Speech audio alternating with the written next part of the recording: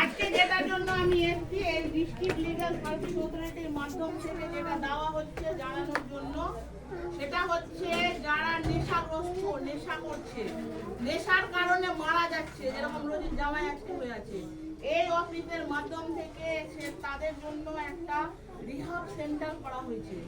যেখানে রেখে 5 মাস তার খরচা যাবতীয় সব সরকার বহন করবে, সে যাতে নেশা ছেড়ে সুস্থ জীবনের মধ্যে ফিরে আসতে পারে।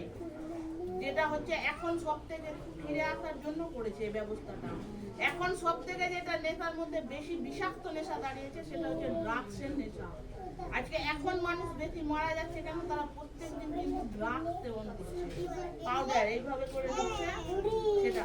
এই পাউডারের ক্ষেত্রে তার সরকার চাইছে যাতে মানুষকে বুঝিয়ে, এখানে কারো ভাই হতে পারে, কারো বড় হতে পারে, কারো প্রতিবেশী হতে পারে, কারো বাইরের কেউ হতে পারে, বুঝছে তো? এরকম ভাবে যারা নেশা নিচ্ছে, বাড়ির লোক বারবার করে চেষ্টা করছে তাদেরকে এটা ছাড়াবার বা বুঝাবার কিন্তু পারছে না। এবং কারো এরকম আর্থিক অবস্থা আছে যে টাকার জন্য বাড়তে পারছে না, কেন মাসে 5,000 থেকে 6,000 টাকা তার খরচা করছে, সে সেই খরচার ভয়ে বাড়তে পারছে না।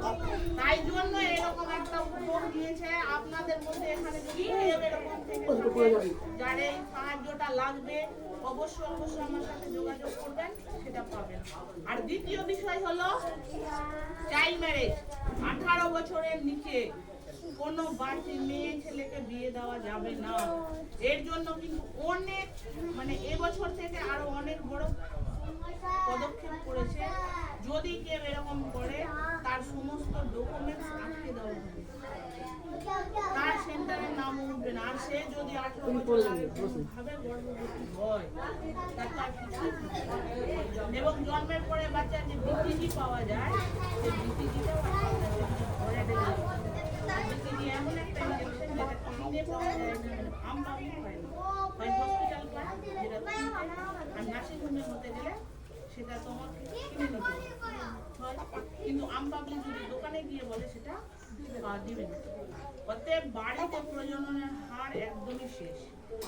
18 বছরের নিচে বিয়ে দিলে তার জীবনটা দুর্বিষহ হয়ে যাচ্ছে এবং দিন দিন করে মেয়ের যে সংখ্যাটা, মেয়ের যে হারটা, সেটা কমে যাচ্ছে।